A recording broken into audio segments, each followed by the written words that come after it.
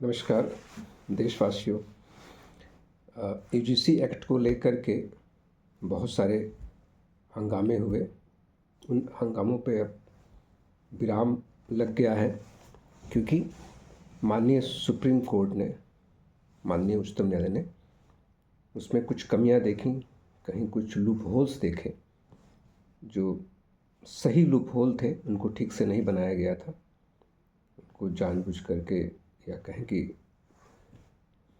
Unintentionally कमी पाई गई, उस पर रोक लगा दी गई है। अब मार्च में सुनवाई होगी। जो भी होगा अच्छा होगा। इस बीच बहुत सारे लोगों ने सरकार के विरोध में ही बातें की। वो लोग ज़्यादा विरोध में थे जो उस सरकार को पसंद करते हैं, जिन्होंने उस सरकार को बनाया हुआ है। और माननीय प्रधानमंत्री नरेंद्र जी को उन्होंने तेली शब्द से नवाजा भी है। उनकी जाति भी लोगों ने बता दी। मान लीजिए माननीय नरेंद्र मोदी जी को अगर दुख पहुंचा, देखिए मोदी जी इसलिए कह रहे हैं कि आप लोग उनको मोदी जी कहते हैं, टाइटल से कहते हैं, और टाइटल से मुझे परहेज़ है। मैं हर कीमत पे चाहता हूँ कि हमारे प्यारे भारत से जाति व्यवस्था को समाप्त किया जाए। ठीक है, आराम से ख़त्म होगी तो हज़ारों साल लगेंगे, और कोई अब्राहम लिंकन जैसे व्यक्तित्व के धनी व्यक्ति आ गए तो जल्दी ख़त्म हो जाएगा। और एक जो मुझे एक आशा थी, एक प्रबल संभावना थी कि ये जाति व्यवस्था समूल नष्ट हो जाएगी, वो इस यूजीसी एक्ट से मुझे महसूस हुआ। क्योंकि अगर जो एससी एसटी ओबीसी के लोग अगर एक साथ इकट्ठा हो जाते तो हमारे स्वर्ण बच्चे को समझ में नहीं आती कि अब करे क्या, क्योंकि अब तो इकट्ठा हो गए हैं, और जब इकट्ठा हो गए हैं तो सरकार बन नहीं पाएगी बीजेपी की। तो वो इसको टैकल करने के लिए उनका जो स्लोगन होता वो ये होता कि अब जाति व्यवस्था की ज़रूरत नहीं है, अब इसको समूल नष्ट कर दिया जाए। और हमारे स्वर्ण बच्चों में ये साहस है, हमारे इस जो स्वर्ण समुदाय से जो लोग आते हैं, हमारे यहाँ ये सब प्रचलित हैं, इसलिए मजबूरी मुझे नाम लेने पड़ रहे हैं। मैं सिर्फ भारतवासी कहता हूँ, भारतवासी, प्यारा भारत। तो इसकी संभावना थी, इसकी संभावना बन गई थी, और भविष्य में उम्मीद है कि जब कभी अगर ऐसा हुआ कि एससी एसटी ओबीसी अगर एक साथ आ गए तो इसकी प्रबल संभावना है कि एक बहुत बड़ा व्यापक आंदोलन होगा, जो सिर्फ और सिर्फ जाति व्यवस्था को समाप्त करने के लिए होगा। और उम्मीद है कि ऐसी कोई पहल हो जो हमारे भारत की मान सम्मान मर्यादा को बना ले। हजारों सालों से ऐसी व्यवस्था जिसमें इंसान को जानवर से बदतर समझा गया, वो जाति व्यवस्था नष्ट हो जाए। ठीक है, डिस्क्रिमिनेशन कई स्तरों पर है। जब आप राष्ट्र के झंडे को छोड़ के अपने छतों पे आप किसी एक धर्म का झंडा लगाते हैं तो भी एक डिस्क्रिमिनेशन है अपने पड़ोसी से। आप उसमें आप बता रहे होते हैं कि मैं डिस्क्रिमिनेट करता हूँ। ठीक है, जब आप एक मुख्यमंत्री आवास को धोते हैं दूध से तो भी आप डिस्क्रिमिनेशन को जन्म देते हैं। एक बात और है कि जो हमारे स्वर्ण बच्चों ने या स्वर्ण लोगों ने ये माननीय नरेंद्र जी को तेली कहा, अगर उनको बात चुभ जाए उनके दिल में, जो हैं वो तेली समाज से आते हैं, अगर वो चुभ गई बात, आज उनके पास पूरी ताकत है, और उन्होंने ठान लिया कि अब तो मेरे 3 बार मैं प्रधानमंत्री बन चुका हूँ देश का, 3 बार, मतलब तीसरी बार उनका टर्म चल रहा है, उन्होंने इतिहास बना लिया। उनको किसी चीज़ का कोई प्रलोभन नहीं है, अब उनको जो चाहिए वो मिल चुका है। और वो हमेशा हमेशा के लिए अमर हो जाएंगे अगर उन्होंने ये बात उनको दिल में चोट पहुंचा दी, घर कर दी कि हाँ, जिन लोगों के लिए मैंने सारी चीज़ें सुनी, उनके लिए अच्छे अच्छे काम किए, वो लोग मुझे तेली कह रहे हैं। और उन्होंने इसको मजबूती से इम्प्लीमेंट कर दिया, SC ST OBC के इस UGC एक्ट को। तो मोदी जी अपना टर्म पूरा कर लेंगे और इतिहास के पन्नों में जितना आप लोग उनको अमर नहीं कर सकते थे, वो बहुत ज़्यादा अमर हो जाएंगे और सच्चे मायनों में वो नॉन बायोलॉजिकल हो जाएंगे, मैं ये कह सकता हूँ। खैर, आइए हम बात करते हैं एक पॉडकास्ट की, जिसमें आज के बड़े ही हैंडसम से दिखने वाले, ब्लैक सूट में आने वाले श्री शुभांकर जी हैं, जो आज तक में थे, अभी NDTV इन्होंने ज्वाइन कर लिया है। पता नहीं NDTV में भी हैं या नहीं है, लेकिन ज्वाइन किया था उन्होंने, बीच में किए हुए हैं, मुझे लेटेस्ट खबर नहीं मालूम। उन्होंने शायद 28 की डेट में एक वीडियो बनाया माननीय श्री नरेंद्र जी के संदेश, उनसे वार्तालाप के लिए उनसे अपील किया कि बच्चों के पेपर लीक हो रहे हैं, आप बच्चों को बांट रहे हैं, आप उनको नौकरी नहीं दे सकते, तो आपने ये हथकंडा लगाया है कि बच्चों को बांटने के लिए। ये शुभांकर जी की ये जो अपील थी, ये क्या है ना कि इसमें कोई मुझे प्रश्न नहीं खड़ा करना है, इसमें मुझे कहीं उनके ऊपर दोषारोपण नहीं करना है। टाइमिंग ख़राब थी, क्योंकि ये जो SC ST OBC का जो नियम था, बेसिकली उनके दिल में ना वो स्वर जाग चुका था। वो देखे कि अगर यूनाइट हो गए SC ST OBC तो जाति व्यवस्था समाप्त होने की पहल शुरू हो जाएगी, जो हम नहीं चाहते। क्योंकि जाति व्यवस्था अगर समाप्त हो जाएगी तो अंधविश्वास समाप्त हो जाएगा, अंधविश्वास समाप्त हो जाएगा तो मंदिर जो है, जो मंदिर ये दिखाता है कि हम तुमसे सुपीरियर हैं, है ना। मेरे समझ से ये जो सुपीरियर होने का जो एक पैमाना है ना, वो ये धर्म के जो टॉप लेवल पे बैठे, जो अपने आप को इतिहास के पन्नों में छेड़छाड़ करके और एक ऐसा बिना लॉजिकल चीज़ बनाया कि हम सर्वश्रेष्ठ हैं। अपने ही खुद लिखा उन्होंने, जब 100% वो अपने लिए आरक्षण रखे थे पढ़ाई लिखाई में, तो उन्हें लिखा और अपने आप को आप भी सुपीरियर करते आए उन, ठीक है। और जो आज जैसे ये जी शुभांकर जी हैं, डियर शुभांकर जी, क्योंकि इन्होंने संबोधन में, इस पॉडकास्ट में जो अपील किया माननीय नरेंद्र जी से, उसमें संबोधन में उन्होंने क्या लिखा था, डियर मोदी जी, टाइटल से। इस पार्टी में, बीजेपी पार्टी में क्या है कि टाइटल से सबको याद किया जाता है। नड्डा जी, मोदी जी, शाह जी, फडणवीस जी, है ना, सब टाइटल से। लेकिन बाकी जो पार्टियों के नेता हैं, जो SC ST OBC में जो भी आते हैं, उनको नाम से उनको अलंकृत किया जाता है। अब मैं उसी बात को कह रहा हूँ कि उनकी जो टाइमिंग थी रिक्वेस्ट करने की, वो आज अब तो उच्चतम न्यायालय ने UGC एक्ट के नियम को एक तरह से रोक दिया है। मार्च तक फिर से सुनवाई होगी। उसको उन्होंने कहा है कि इसको ठीक से बनाइए, इसमें बहुत सारी कमियां उन्होंने पाया है, और कमियां थीं, वो जानबूझकर कमियां जल्दी से निकाला गया क्योंकि सुप्रीम कोर्ट का प्रेशर था, ठीक है। अब तो ये रुक गया। तो उन्होंने, शुभांकर जी ने आनन फानन में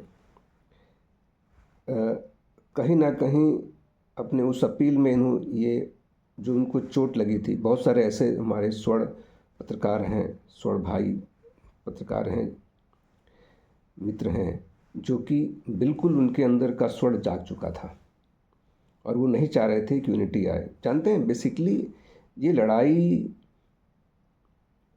में ऐसा कहीं नहीं था कि जो ऐसी, जो जनरल के बच्चे हैं, जो स्वर्ण बच्चे हैं, उनके ऊपर कोई जानबूझ के हमला बोल देता। उनको जो डर लगा, जो भय लगा, जिसके लिए आंदोलन किया गया, बेसिकली उन लोगों ने उसको, जो स्वर्ण के लोग हैं, उन्होंने इस तरह की मानसिकता उनके 150-200 सालों में उन्होंने किया है, इन कम्युनिटी पे उन्होंने किया है और उन्होंने उसको महसूस किया है। उनके बच्चे भी उसी प्रिविलेज से आए हुए, तभी आज वो एक्सीलेंट हैं। कहीं ना कहीं जो डियर शुभांकर जी हैं, या उनके शब्दों में कहा जाए तो डियर मिश्रा जी हैं, वो कहीं ना कहीं जो उस वक्त जो 150-200 साल जो प्रिविलेज मिला है, उसी प्रिविलेज से ये आज इतने इंटेलेक्चुअल बने हुए हैं। ठीक है, तो ऐसा मत कहिए कि आपने छोड़ दिया, आप उसके दोषी नहीं हैं। मैं ये नहीं कर रहा हूँ कि आप दोषी हैं, लेकिन आप उस, जो आपके पेरेंट्स ने किया, जो आपके एंसेस्टर ने किया, पूर्वज ने किया, उनकी बहुत बड़ी उसमें भूमिका है, जो आज आप इतने प्रिविलेज लाइफस्टाइल में जी रहे हैं। अगर आप उस वर्ग से, थोड़ा वर्ग से नहीं होते तो इतना अच्छा पॉडकास्ट नहीं चला रहे होते, और आपको इतने प्रिविलेज नहीं मिलते, इतने आपको इम्यूनिटी नहीं मिलती सरकार से। ठीक है, मीडिया के अंदर कितने ऐसे SC ST के जर्नलिस्ट हैं जिनको इतनी इम्यूनिटी प्राप्त है, नहीं प्राप्त है। और ये जर्नल्स का एगिटेशन था कि इतनी जल्दी इस पर रोक लग गई और पूरा एक झटके में पूरा भारत उलट पुलट हो गया, पूरे भारत में। मैं यहाँ पे ये कहना चाहता हूँ कि देखिए, आपने अपनी उस अपील में एक बात कही कि 1.76 करोड़ बच्चों का भविष्य डियर मोदी जी ने ख़राब कर दिया। ये आपके वर्ड को मैं रिपीट कर रहा हूँ। उन्होंने एग्ज़ाम लीक कराई, एग्ज़ाम पे कंट्रोल नहीं किया। डिजिटल इंडिया का उदाहरण आपने पेश किया कि कैसा डिजिटल इंडिया, कैसा डबल एजेंट की सरकार। आप तो विद्यार्थियों को आपस में लड़ा रहे हैं, आप इंस्टीट्यूशन को जाति धर्म में बांट रहे हैं, आप नौकरी नहीं दे सकते। देखिए, ये ऐसा कुछ नहीं था। ये आपको डियर मिश्रा जी, आपको ये सोचना चाहिए था। आपका जो मैसेज था वो तो यही था कि जाति व्यवस्था बनी रहे। मुझे जो वहाँ से, जो जितनी मेरी समझ है, क्योंकि यूनिटी से एक ये संदेश था, मुझे ऐसा यकीन था कि इस यूनिटी से जात व्यवस्था ख़त्म हो जाएगी, और जात व्यवस्था ख़त्म होने से कितने लोगों की पॉलिटिक्स बर्बाद हो जाएगी, उनको खाने के लाले पड़ जाएंगे। बहुत सारे आपके जो अंधविश्वास के पिलर्स खड़े हैं वो टूट जाएंगे, है ना। लोगों को सच्चाई पता चलेगी, वो साइंटिफिक टेम्परामेंट के बन जाएंगे। हाँ, जातिवाद जब तक है तब तक साइंटिफिक टेम्परामेंट नहीं आ सकता है इन लोगों में। आपने अपने उस अपील में एक बात कही कि अचानक 300 कुछ केसेस आ गए तो मोदी जी ने 1.76% विद्यार्थियों को बर्बाद कर दिया, इंस्टीट्यूशन में जाति व्यवस्था ख़त्म कर दिया। देखिए, आपको पता है, आप एक जर्नलिस्ट हैं, आपको पता है कि कितने केसेस हुए हैं, है ना। PhD होल्डर मिस्टर रोहित, है ना, स्वर्गीय श्री रोहित वेमुला हो गए, डॉक्टर पायल तड़वी हो गई,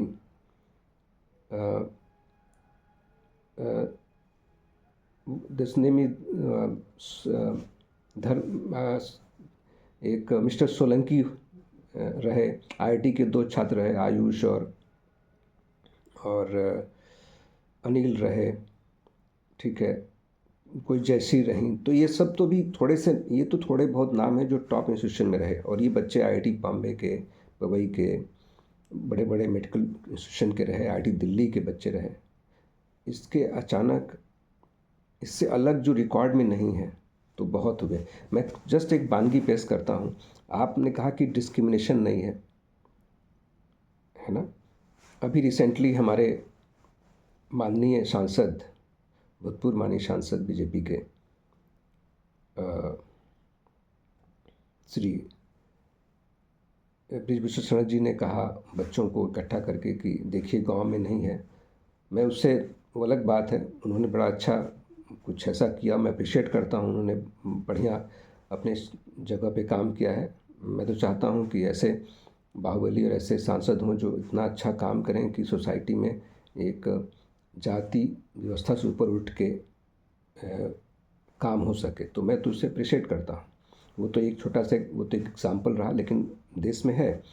क्योंकि आप देखिए कि आप थोराट कमेटी को लीजिए। थोराट कमेटी में क्या था कि वहाँ पे एससी एसटी के बच्चों के साथ डिस्क्रिमिनेशन हुए थे। आप पढ़िएगा, उन बच्चों को अलग हॉस्टल में रखा गया था ऊपर, जहाँ बड़ी मुश्किल से जाना पड़े, ठीक है। फिर आप एक मुंगेर कमेटी था जो आपके और ये जो मैं थोराट कमेटी की बात कर रहा हूँ, ये इलीट इंस्टीट्यूशन एम्स की बात हो रही है।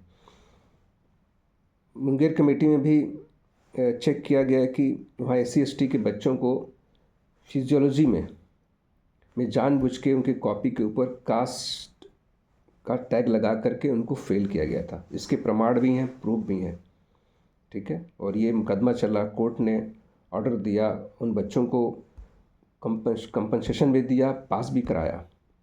इस तरह की डिस्क्रिमिनेशन है। आप दिल्ली में देखिए, नॉर्थ ईस्ट के बेटियों के साथ, बेटों के साथ क्या घटनाएं घटती हैं, आपको सब दिख रहा है।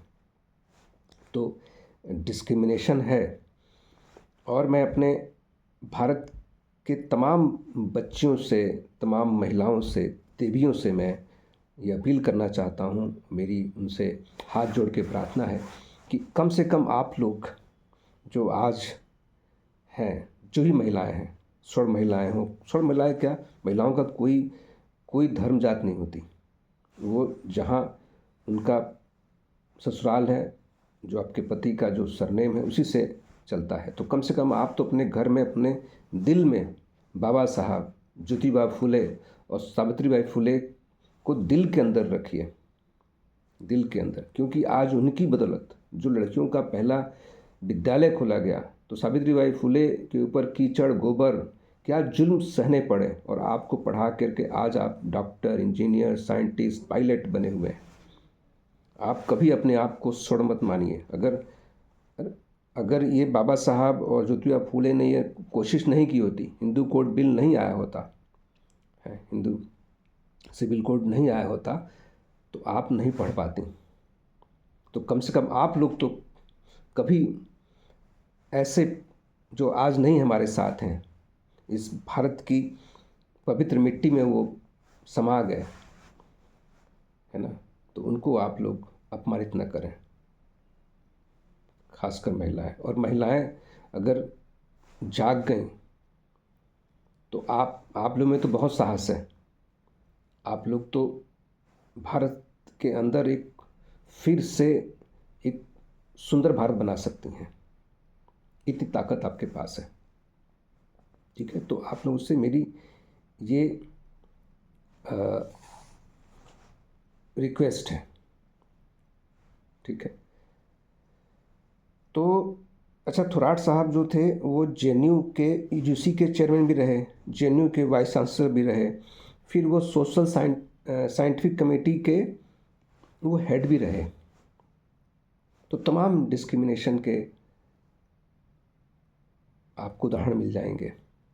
आप फ़र्ज़ करिए कि भूतपूर्व सांसद स्वर्गीय श्रीमती फूलन देवी जी के साथ जो बर्ताव हुआ, क्या एक सभ्य समाज से अपेक्षा की जा सकती है ऐसे बर्ताव की? और डियर मिश्रा जी, आपने पॉडकास्ट में एक बार उनको किसी सज्जन के साथ उन्होंने बोला कि आपने ठोक दिया फूलन देवी जी को। ये शब्द नागवार था। वो एक वीरांगना थी, वो आइडियल हैं।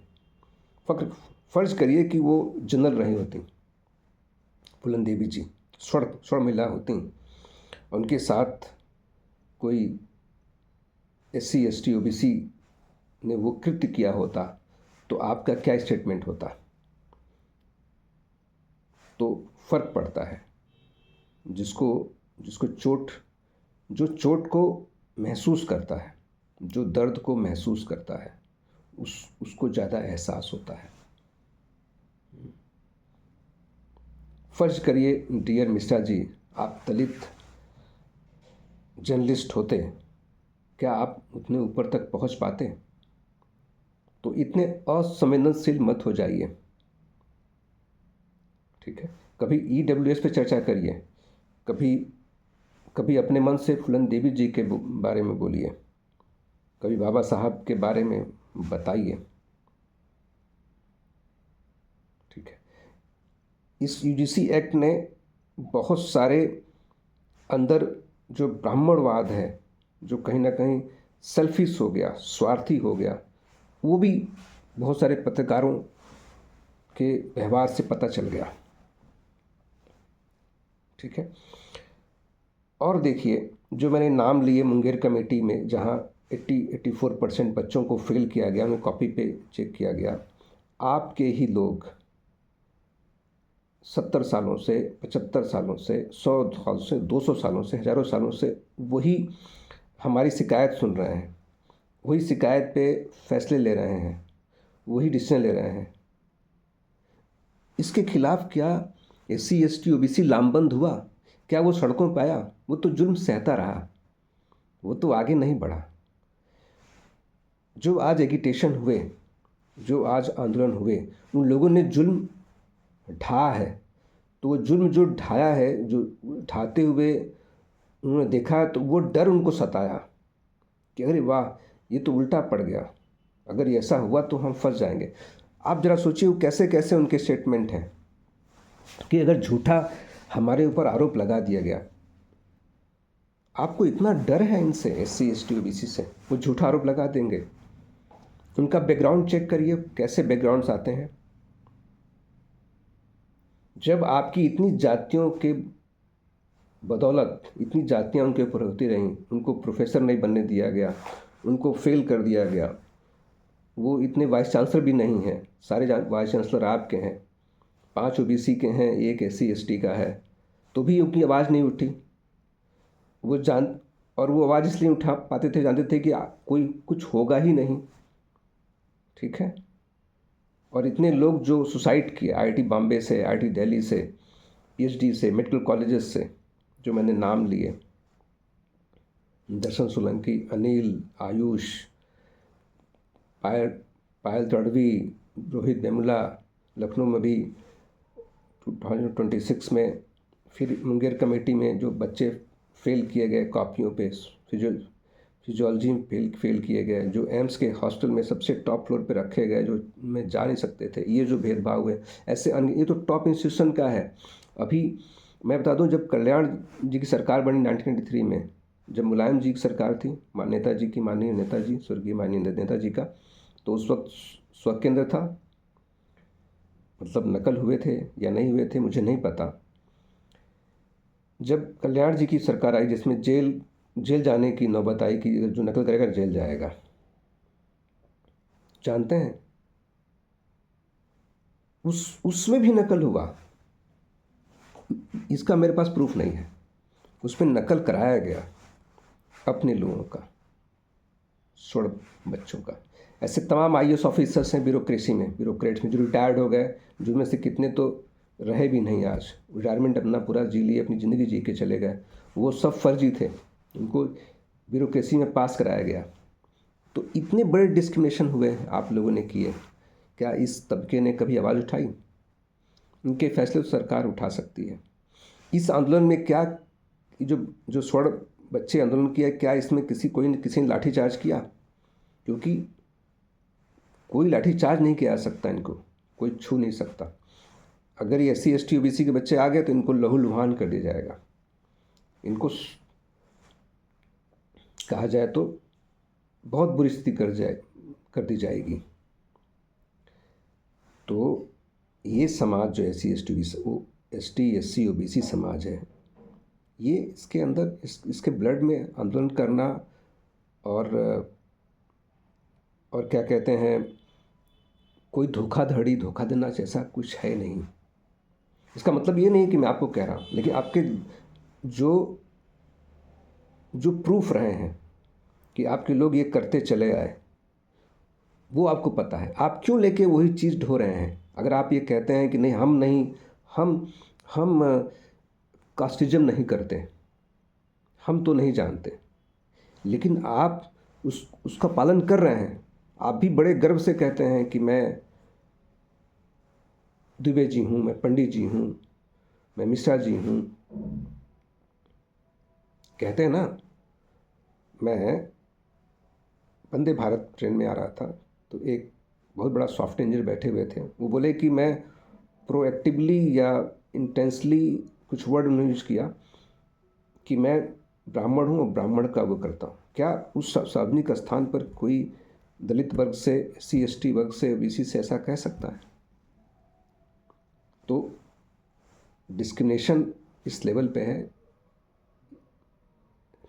भारत की मिट्टी में इतना ये जहर डाल दिया गया है, बो दिया गया है कि न चाहते हुए भी ये कहना पड़ता है SC ST OBC जनरल। हम सब भारतवासी हैं। आपसे मेरा आग्रह है, प्रार्थना है, डियर शुभांकर जी, डियर मिश्रा जी मैं नहीं बोलूँगा, डियर शुभांकर जी बोलूँगा, क्योंकि मुझे टाइटल से परहेज है।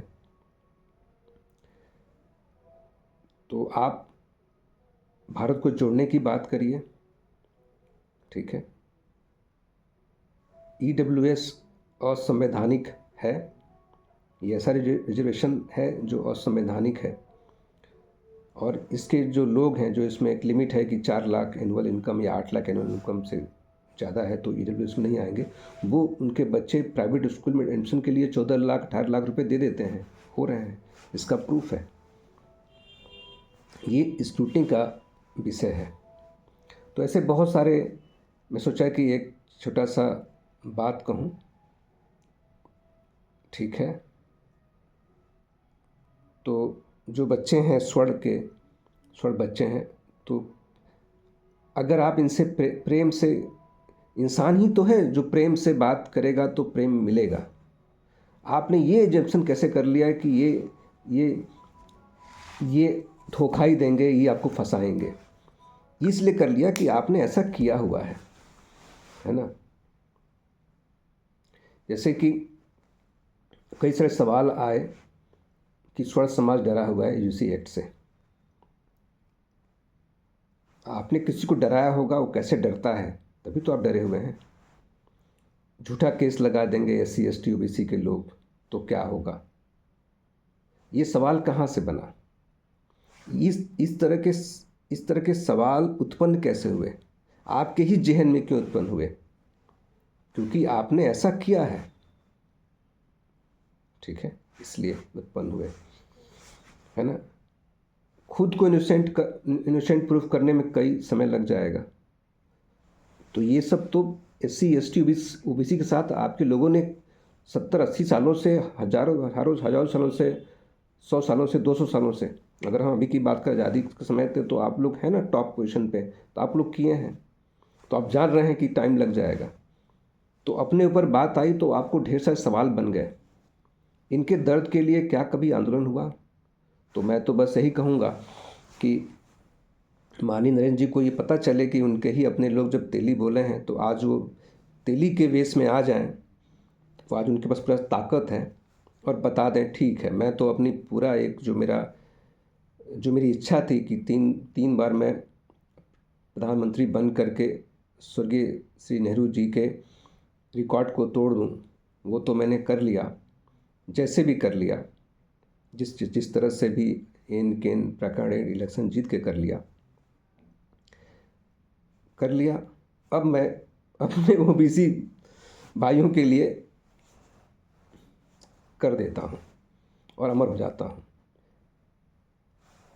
एक बात बताइए,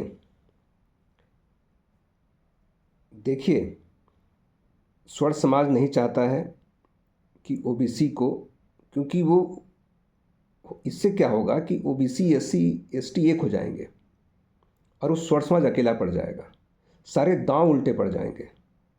तो चाहता है कि ओबीसी कहीं ऐसा ना हो कि गलती से एससी एसटी के खेम चला जाए, तो उनकी राजनीतिक चौपट हो जाएगी और उनकी पूरी ताकत, आरएसएस भी खत्म हो जाएगा।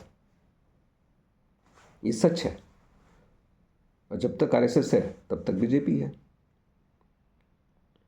तो एससी एसटी ओबीसी, अगर ओबीसी को कहीं भी किसी वजह से अगर साथ खड़ा कर दिया गया, तो यहाँ पे पूरा डेमोक्रेटिक पार्टी रहेगी, जो सेंटर की पार्टी होगी और सबका भला करने का उसमें साहस होगा।